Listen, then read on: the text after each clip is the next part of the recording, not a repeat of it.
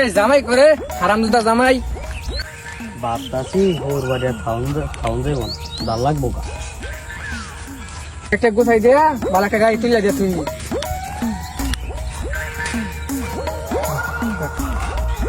ওরে ধান তুলতে ভালো করে জামাইরে বিদায় দিছি, দুজনে মিলে খাই। আব্বা ভালা মন্দ রান্না খাইয়ে যাই। আন্দার একটা চা দেন, আমার বাইক থাকলে দিনে 10 বার চা খাইতাম। শ্বশুর বাড়ি আসি থেকে 2 দিন খাওয়া কমাই দিছি।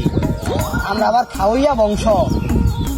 আমার বাপে দৈনিক 1-1.5 টাকা করে চা নাগে।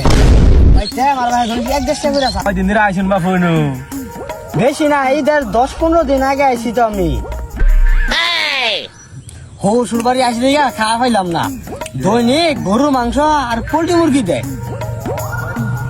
আঙ্গ ভাই যে খাই দৈনিক আলু ভর্তা আর হুটকি ছানা। শ্বশুর বাড়ি আইয়া উগাই গেছি গা। চাচা আমি তো ভালো করে জানি আইনে হচ্ছে কেমন মানুষ।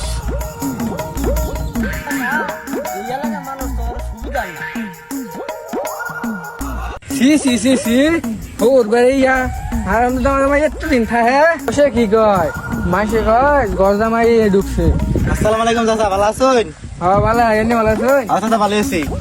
জামাই দেয়া আইয়া ঘর বাড়ি ঢুকছে, এটা নিয়ে কি ভালো থাকুন যায়? বা কিছু কইলাই? না না না কিছু না, তোমার একটা কিস্তা শোনাই।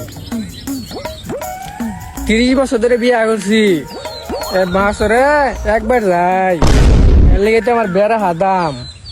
কি কইছেন আব্বা? আন্না শ্বশুর বাড়ি বেড়া হাদাম, আন্না শ্বশুর বাড়ি বেড়া হা ভালোবাসে। হ্যাঁ তুমি ঠিক কইছ। তাহলে তুমি এত রয়েছো কেন জানা গে? আমি তো কইছি যামই, 4-5টা দিন থাইকা যাই। আর তা কয় আর 5-10 দিন থাইকে যায়। হ্যাঁ